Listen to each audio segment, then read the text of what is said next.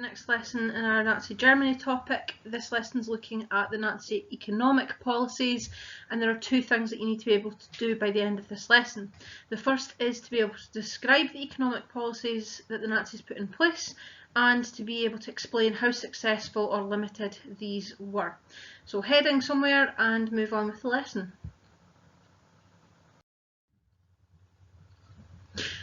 So obviously that we know during the Weimar Republic years, the chaos economically within Germany was a key factor that allowed the Nazis ultimately to gain supporters and ultimately to gain power. During the kind of 1932-1933 era for the election campaigns, Hitler had promised the people work and bread, something that was obviously not happening for them under the economic control of the Weimar government. So therefore, fixing this economic weakness within Germany, which obviously the Nazi government had inherited by the Weimar Republic, was a priority for them.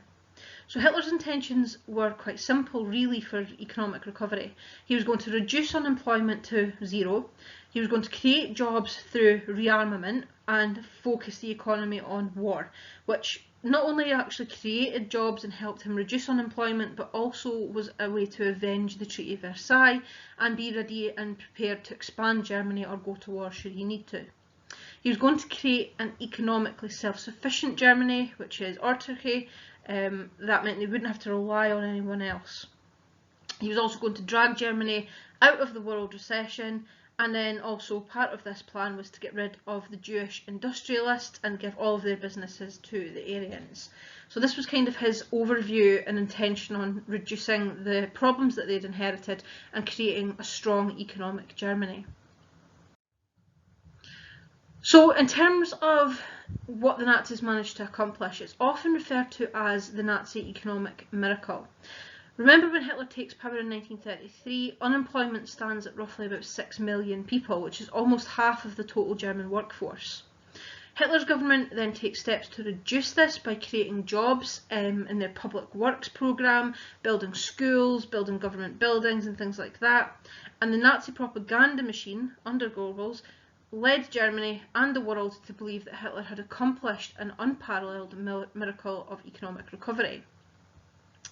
Basically what we have is that Hitler plus Goebbels' message equals no unemployment. And we can see over the kind of course of the period where Hitler and the Nazis are in charge that it does actually start to reduce quite drastically, to the point from 6 million in January 1933 up to January 1939 when it has come down quite considerably. So this means that people are now in jobs and they have succeeded in actually boosting the economy. Did it actually work?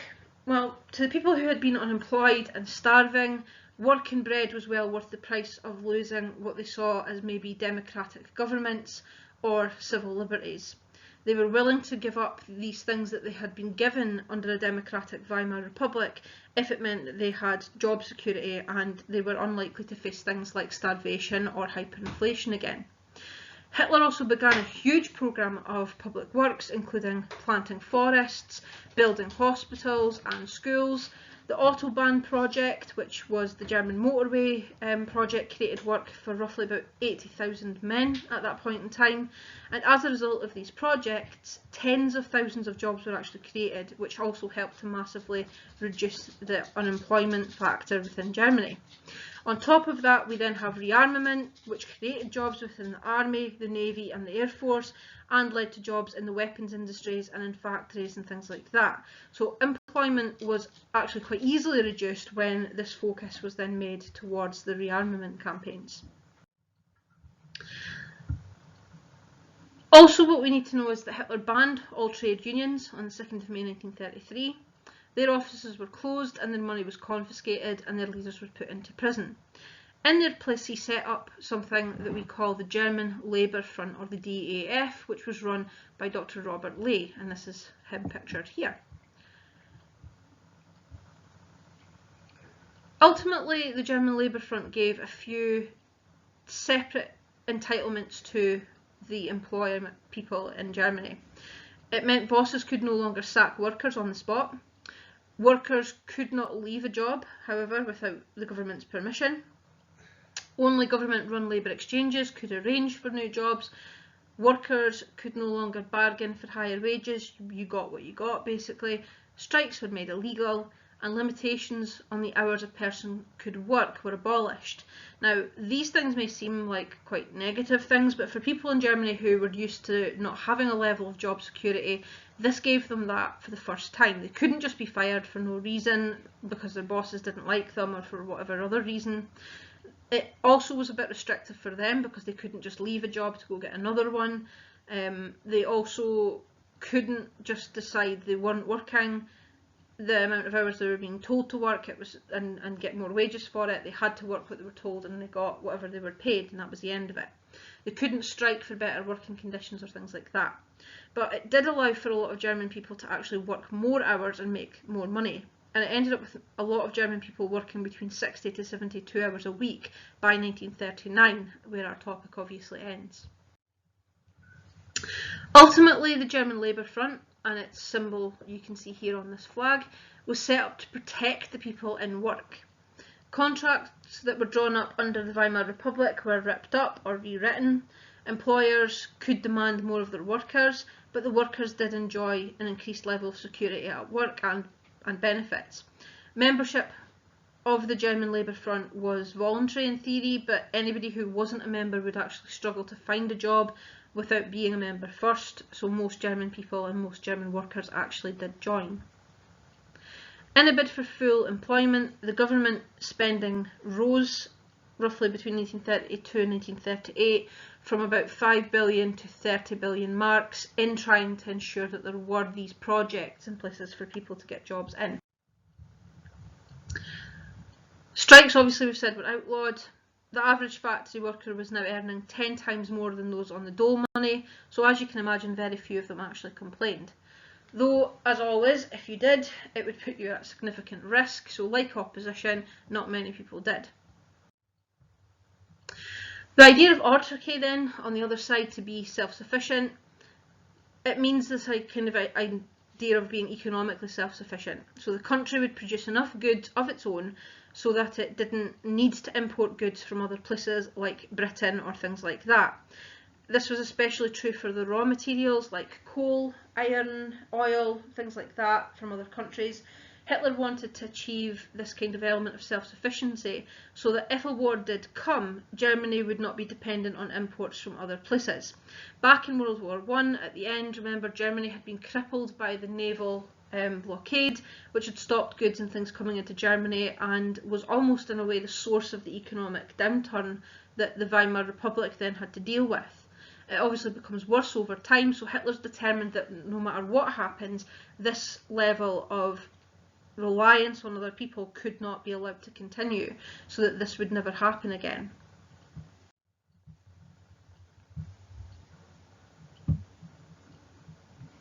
So the new plan of 1934, which we'll go back into in a couple of seconds, stopped imports and any sort of other areas being subsidised by imports from other countries. Production rose, especially for oil, steel, coal and explosives. And in 1936, Göring was put in charge of all of this kind of product. His 4-year plan proposed to get the army and industry ready for war in 4 years, hence it's named the Fouryear plan. Employers were actually very happy because workers were well disciplined, and it was almost like an entirely military style operation for the first time. But businesses were actually very strictly controlled. They would be told to make something different.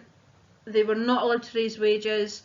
Workers could be sent to other factories if they were doing really well and the government decided they were needed elsewhere, and the people controlling the factories would have no say over this.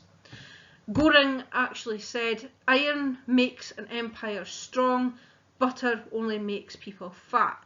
And basically what he means by this is that the German focus should not be on luxury goods for the German people, but rather on goods that were making Germany ready militarily so that they could start this 1,000-year Reich that Hitler had talked about in Mein Kampf and in his political speeches. They were going to create an empire, which meant Germany had to be ready to fight and expand, whereas if they were continuing the way they were, and the focus was on just developing the economy alone and not a military economy, they would be more likely to have luxury goods and things coming in, very similar to the way that Britain was during the development of the Industrial Revolution and the slave trade. Luxury goods are what gave them the finance. So if all we were looking at here was an economic recovery in terms of money, we would be saying that luxury goods might actually be a main export and import product Germany would be involved with. But because they're so interested in ensuring for a military perspective they're ready, that's what their focus is on, and that's how the economic miracle, as it was stated, actually developed. So though it may sound threatening, and this sort of German labour force idea is quite threatening in theory, the workers were obviously given wages and security of work for the first time, and it was almost impossible to be sacked, even if you actually really wanted to be. They benefited from social security and leisure programmes, which we'll talk about in a minute. They had regular breaks and working hours for the first time. All workers had to do was give their loyalty to the Nazi state by joining. And within the DAF, there were 3 organisations which also kept most of the Germans on side, along with the propaganda and the use of threat and force. The Nazis also did try to then improve the conditions for people that had jobs through one of these programmes. The Beauty of Work, or the SDA scheme, made changes to the workplace that would make workers happier. And that included bringing things like new lighting in, they repainted, they made ventilation systems available in factories so that people could actually breathe properly, and they brought in other things as well. Another service that they actually introduced was the Reich Labour Service, or the RAD. Basically, this made sure that everyone who wanted a job and everyone who did not want a job had one. After 1935, the RAD made it compulsory for all men and women between the ages of 18 and 25 to do 6 months of labour service. So you leave school at 18 and you go directly into 6 months of labour. This was intended to encourage a sense of hard work in the young people of Germany, but it was also about this idea of military training, because the workforces were treated almost like small army platoons. They were taught to drill and march using the tools of their trade, and they were kept within the service for that period before they were ultimately released. Now, the work in this was poorly paid. It involved hard manual labour on farms or on the road building projects, but it was always something that they could get their hands dirty with and that they could be directly involved with in a way to pay back to the society that they'd been educated in. The other programme was the Strength Through Joy, or the KDF. This was a very large state-controlled leisure organisation in Nazi Germany. Wages were decided by the German Labour Front, and compulsory deductions were made for tax and to finance this, the Strength Through Joy programme. It basically aimed to provide affordable things for the workers to keep them happy, and this could be things like concerts, it could be plays, it could be operas, libraries, day trips, holidays to the masses that would never have ever been able to afford these things before. It basically aimed to make what was once considered middle-class activities affordable to everybody. In 1938, it was estimated that roughly 180,000 people went on cruises to places such as Madeira, or the sort of Norwegian area and stuff as well. Others were given free holidays to places in Germany. And by 1934, over 2 million Germans had participated in one of these trips. By 1938, the reported numbers are actually up around 25 million people.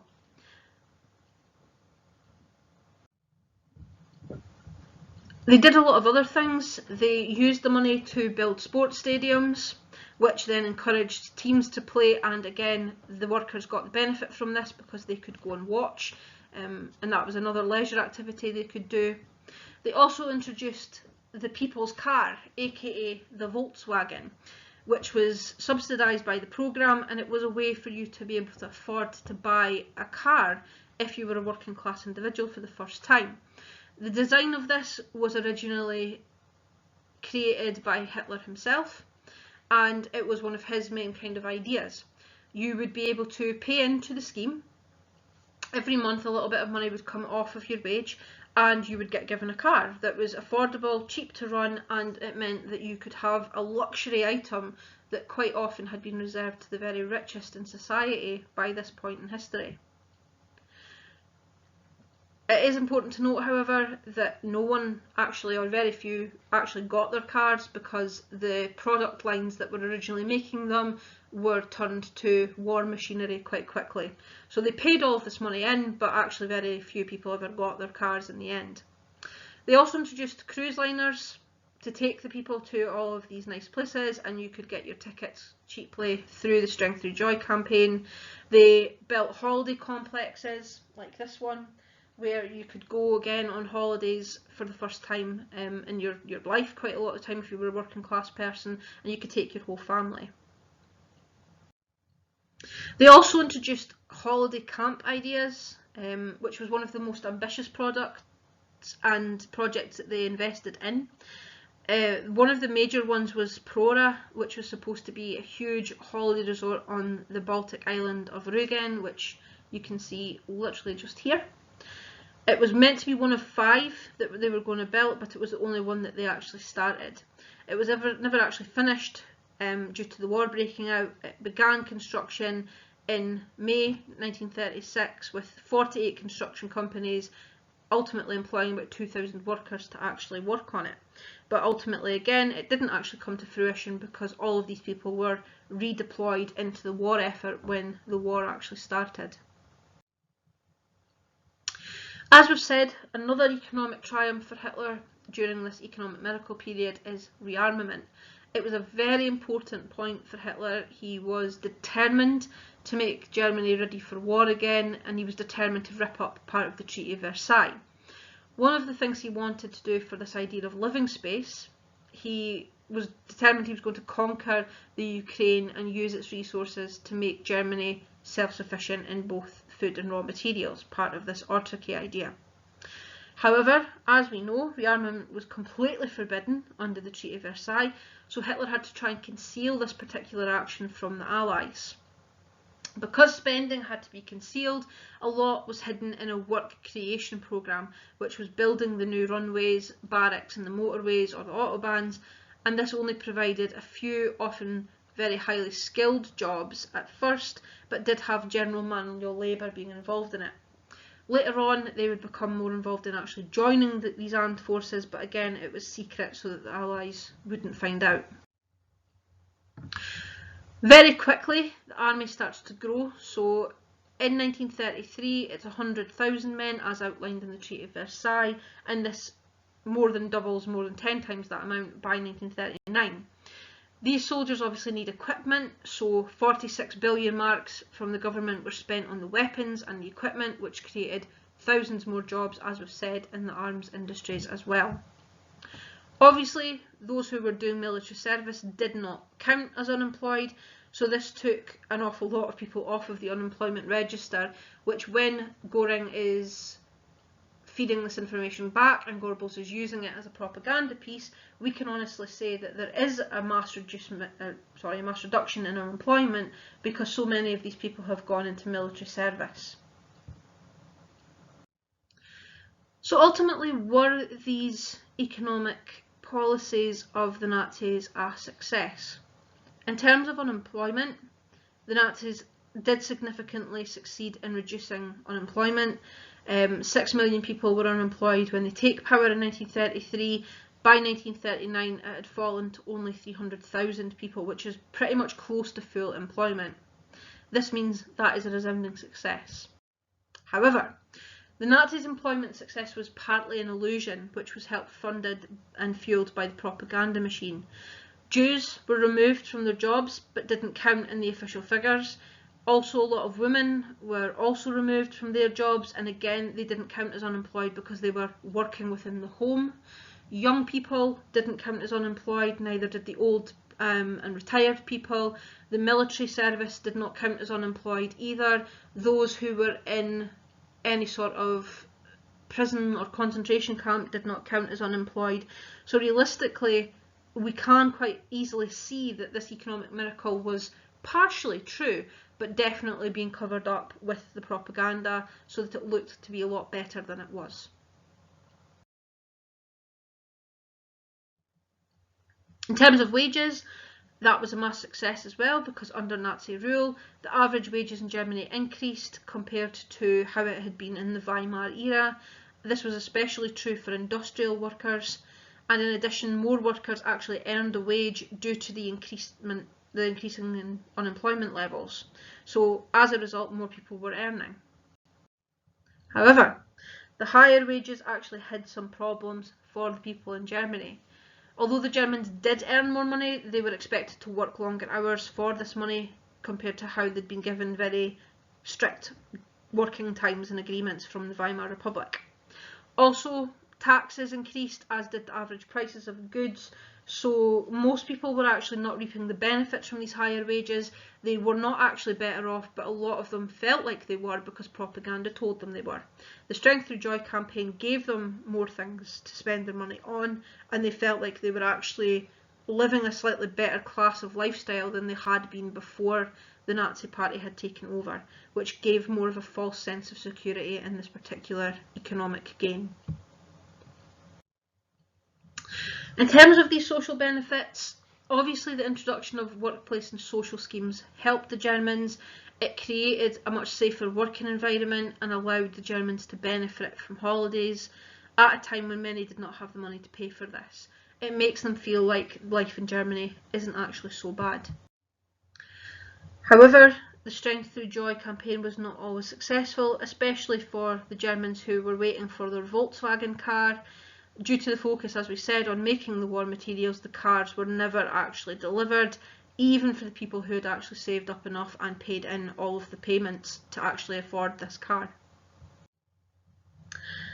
In terms of autarky, the Nazis significantly did increase production, meaning that more food and resources such as coal and steel were produced in areas under German control, and this meant that Germany was less reliant on their imports as it prepared for war, so this was a slight success. However, the Nazis never succeeded in completely ending the need for Germany to import some food and other resources, and in addition, the Nazis' actions wasted money. It would have been far cheaper for them to buy these goods elsewhere and focus their attention on their own industrial needs rather than being focused on ensuring this idea of self-sufficiency. So we've got a quick clip that recaps this information. You can get the link on the team, or if you're watching it in class, you can watch this at this point, and you will get a bit of a recap and a summary of the things that we've talked about. You should be looking to just note any 4 things from the various schemes that we've talked about and the idea of the economic policies themselves before you continue the lesson. So how can the economic problems be solved? This is a nice summary of these areas that we've talked about. They introduced the National Labour Service for all people between the ages of 18 and 25. It also prepares them to be a soldier. The public work schemes, building things like hospitals, houses, autobahns, allowed people to actually get more jobs. Rearming obviously creates more of a military force, and we have the 4-year plan that's providing things for war as well. The KDF, the Strength Through Joy, creating these leisure opportunities make people feel like their problems are solved, and the Nazi statistics alongside propaganda tell them that they have been, but we all know that that is not necessarily the case because no women, Jews or RAD were included within the statistics of this. Okay, so now that you've actually gone through a little bit of information about the economic policies of the Nazis, you're going to summarise this information in a way that you're going to be able to find for your notes. You're going to use the information sheet and your Infinity Gauntlet sheet that looks like this to find 5 key points from each section to summarise the policies on the economy. So you're going to be looking for information about employment, the DAF, the KDF, autarky, the RAD and rearmament, and then overall you're going to decide whether or not the policies were successful and why you think whatever you do. You'll find this information on the team if you're doing it at home, or you can get it from your teacher in class to fill it in. And any questions or any concerns, you can let us know, Upload a picture of your finished sheet for your assignment this week and let us know how you're getting on.